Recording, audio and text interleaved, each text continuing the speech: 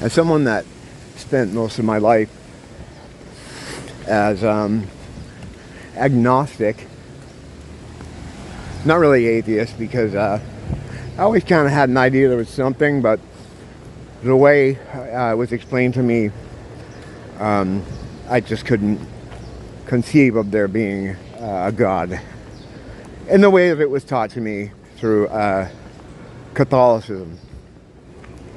Turns out there isn't. Not in the way they say it anyway. It's that, in fact, it turned me off to it, that whole church experience as a younger person. And I'm probably not the only one who's had that happen to them. It's just kind of intimidating and creepy and very, very heavy. I remember going in the church as a younger boy, and seeing the just these horrific paintings and statues of the crucifixion, and just thinking, wow, it was just too much for me, you know. And the buildings were big and drafty and spooky and cold. I just was not into it. And a lot of what they taught, you know, if everybody else is going, I'm going. And a lot of what they talked about, I couldn't make sense of. But things change. And, things have changed for me. And now I'm in it.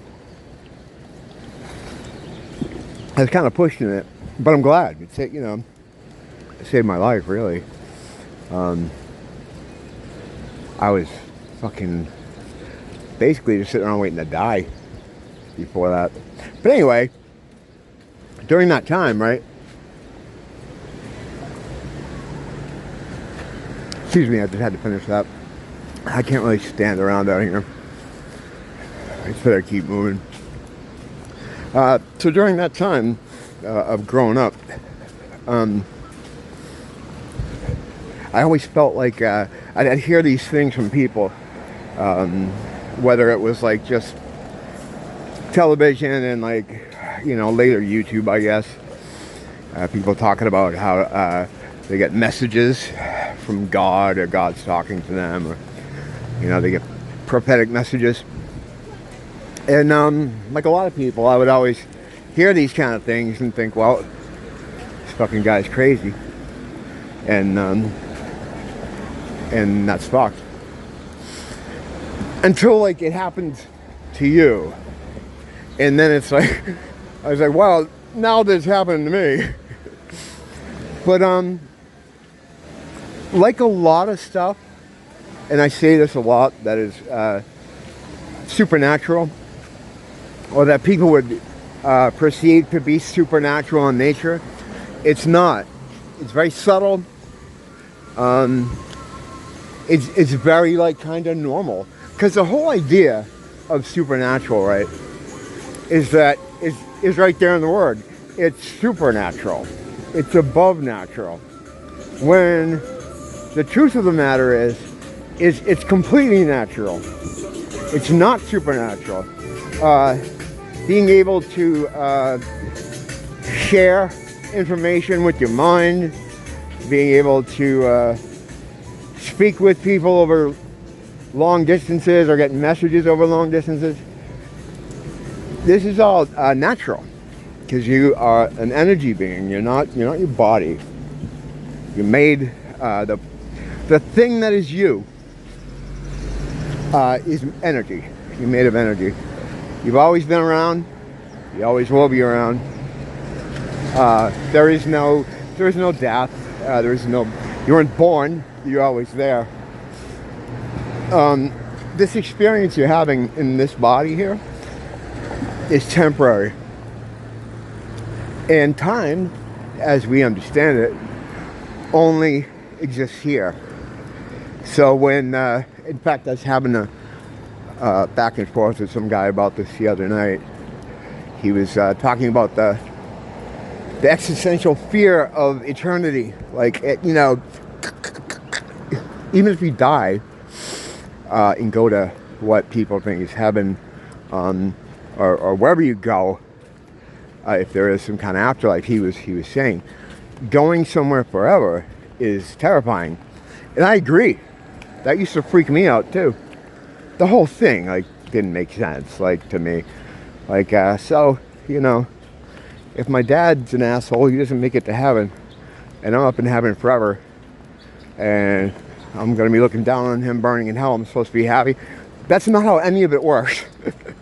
That's stuff that they tell you to make you opt out of it, to not want to be interested in it, to not learn about it, to reject learning about your divinity, because it's all retarded. But that's not what this is about.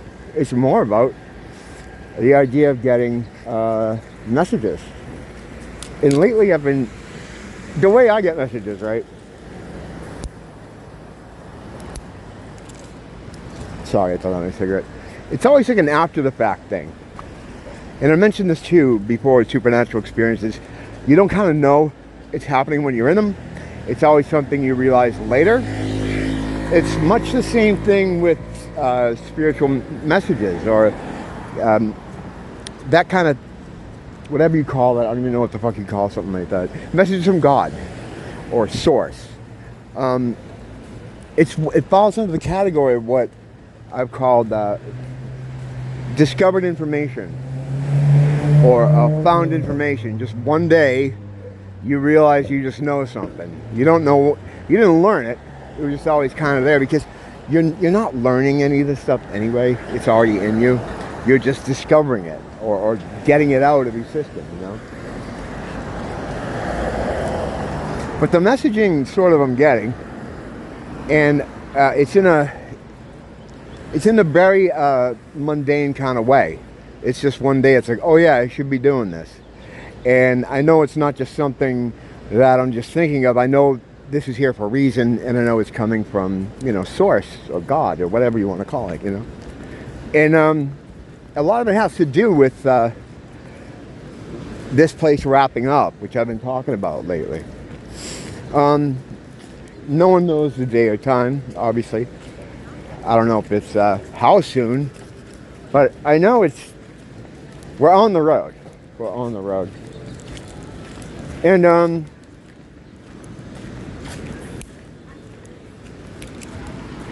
I'm so sorry. I'm so sorry. You gotta understand, these cigarettes need maintenance. These American spirits. I need like an assistant just to fucking keep this going. But anyway, they revolve around whatever kind of skills you're gonna have for some hypothetical something, in case you have to protect yourself in some weird time. Some scenario where it would be like a battle of some kind of battle. This sounds all very schizo, but I'm trying to understand what I've been getting for messaging here. When I talked about in the past thought forms, the idea of thought forms,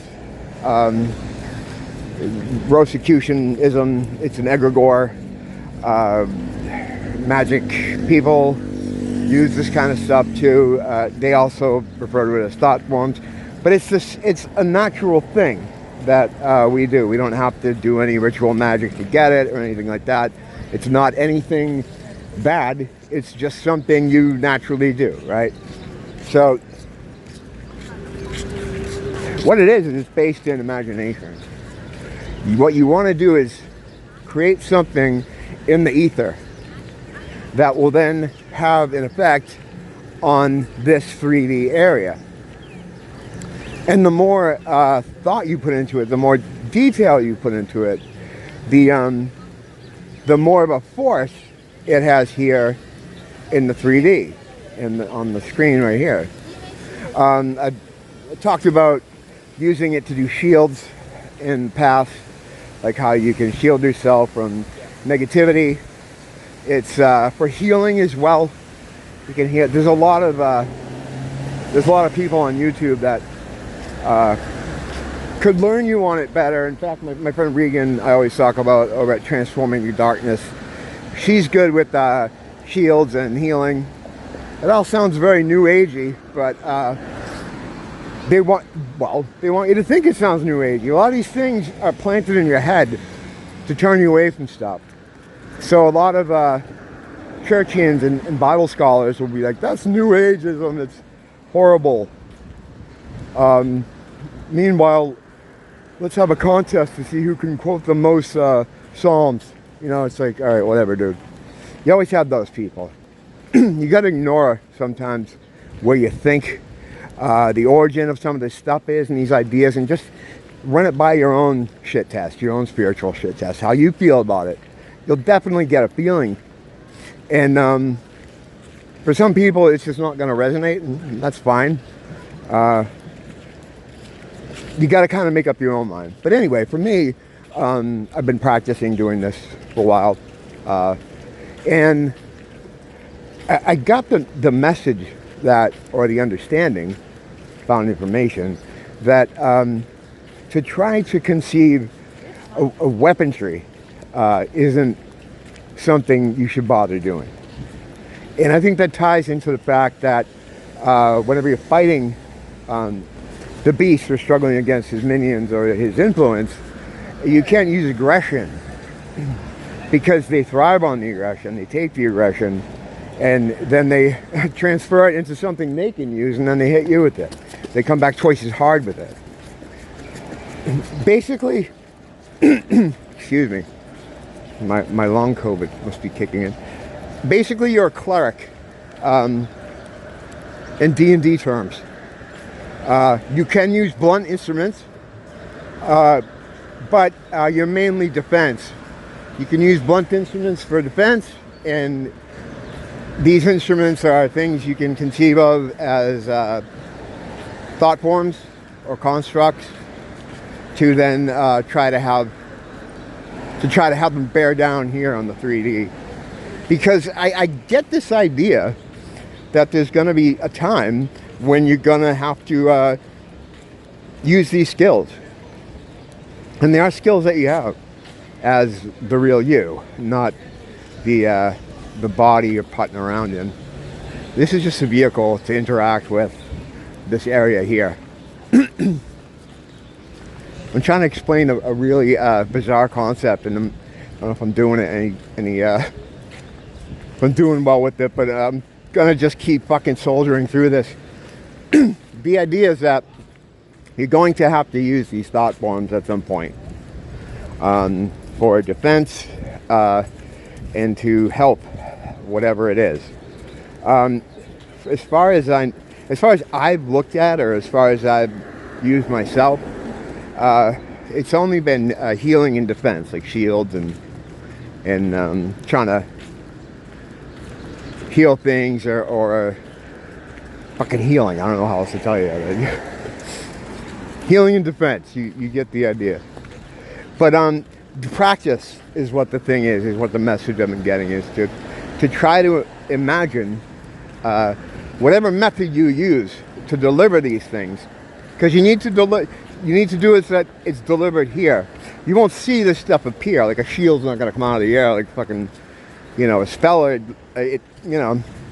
Some might call it a spell, but it's not a spell. It's natural to what you do. You have the ability to do this stuff, to create. You're a creator. And an extension of that is creating things that can then affect the 3D. And along with that is trying to, well, not along with that, the point of that is to try to create the thought form with as much detail as you can, and so that it almost feels like it's real. I talked before about trying to put the armor of God on. You've heard that probably before. Put on the armor of God. I've kind of I've imagined mine, how it would look. That's a good exercise. In fact, that's a perfect exercise. Forget about all the other stuff about the shields and the cleric. Forget about the cleric. Imagine your armor of God, like your spiritual armor, and think of it as like a suit of armor. Like epaulets and greaves and a chest piece. Imagine every piece in your mind, the color of it, the design of it. You can do anything you want. You can work it all in there. Anything that's going to help you to remember it so that it's a consistent thing. And what that will do is it will harden the cement on the idea so that when you know exactly what it is, you won't have to think about putting it on like, all right, I got to put the boots on first, and the boots look like this. And you'll just think, put on my armor. And it'll just go on there like a Gundam or something. And it's almost like you can hotkey some of this stuff. Like I talked before about using thought forms to try to fix things in the architecture, move things along in the 3D. There was a dam that was building up behind my place, and I envisioned some kind of trawler that would chop up the debris to try to move it along. Now what happens is the trawler is not going to appear in the 3D, but the effect of it is going to be in the 3D. It's only going to appear in your mind, in the ether, up in the sky there, or between you and this, you know. So the armor of God is a great exercise. Just envision like what your armor of God would look like. You can't have any offensive things on it. Like I last time I went through this, I talked about it a little bit more clearly, actually. I had said that I wanted a point on the shield, just in case. But I wouldn't suggest doing anything that could be used defensively, because it's going to come back at you. Sometimes just thinking that way can you can fuck yourself up with it. Like in Star Wars, when Luke's going into the fucking tree on Dagobah, and Yoda's like, you know, don't take your lightsaber with you, because if you do, you're gonna have physical trouble. Like if you, whatever you take in there, you're gonna have to use. So the idea is, if you don't have any pointed weapons, don't have any offensive weapons, because you can't use offense. Your offense is gonna be healing. I imagine, I'm guessing, like if you're I don't know, I see, this all sounds so silly, but this is what, you know, I'm trying to get this stuff out. If you're facing off against something that's evil, your healing is your offensive weapon. You're healing on the evil thing, because that's what is going to damage them the most. Trying to heal them, trying to help them, trying to bring them around. Paladin style, minus the swords. Basically, just start working on the imagination. Start practicing thinking of things. The armor of God's a great place to start. What does your helmet look like? How big is it? Sometimes you'll get like ideas will come to you naturally. You think of one thing, like that's kind of how it happened with me when I was trying to envision mine. I was just thinking about how the body parts, but how the chest piece would be, and the head just came out. The design of the head just popped in my mind when I had the chest part done. So these things will come to you too.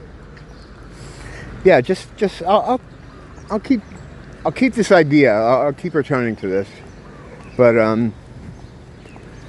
for now, just kind of try to think of what your armor of God would look like, what your spiritual protection would look like, piece by piece. You know, what your bracers look like, what the gloves look like. You can have a shield, but you can't have any points on it. Remember, it's only defense and healing is all you can do. Sounds It sounds like you're at a bit of a disadvantage, but I mean, I don't know. That's just what, I don't know why that is. Well, I do. What the fuck? I know why it is. Because if you try to attack anything with what would be considered an offensive weapon, you're going to hurt yourself. But, yeah. What I mean is, I don't know why these things are the way they are. This is just, seems to be the way it is. And these things are in my head, passing along the information, because I think it's not something that I invented myself. These things were just found information, and I have a strong idea that they have, there's something of importance. So I'm just kind of reporting. And I've talked about this stuff before many times. I'm just returning to it now because lately I've been getting a lot of signs that there is not much road left to run. I don't get the feeling it's anytime soon, like within the next few weeks, but maybe within the next couple of years. I don't know. No one knows the day or time. But the fact that I'm seeing a lot of this stuff, and I'm hearing a lot more people talk about this, the showdown situation, and these things have been popping up in my transom, just fucking passing along information. I'm just passing along information. Look, this is what I'm talking about here. How many times have I stopped and lit this fucking thing again? The thing is, too, once you light these, you need to call like emergency services to put them out. They won't go out. The good thing though is, like, I think I lit this up, God, when I left the store. You didn't even see me in there.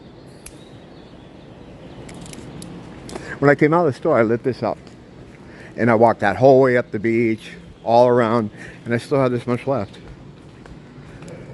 American Spirit, like, it's supposedly it's supposed to be better for you because it doesn't have a lot of the additives and stuff. And I will say this, like, when I used to smoke Marlboro Lights in the 90s, or I did Parliaments for a while too. When I've run out of these and happen to have like something else around, like a Marlboro, I had a friend that had Marlboros one day, I left my house out in the back there, and I didn't even get to that store I usually go through past the jungle area, and I was done with it. So these things burn really slow, and they last longer too. Like I noticed when I used to get in the 90s, before I quit for the first time, I used to burn through those things. These things last forever. So you think, well, then you must save on cigarettes. No, because like a crazy person, I just smoke way more now. You know, I don't know, man. You gotta have something. I need something to keep all the thoughts together, or to get them out. It's not so great with helping me get them out, as you've just seen, but I'm gonna keep trying anyway. I feel like it's my job, you know. I feel like it's all our jobs, if you know, and you can see, and you can hear. Don't blame the teacher, blame the school.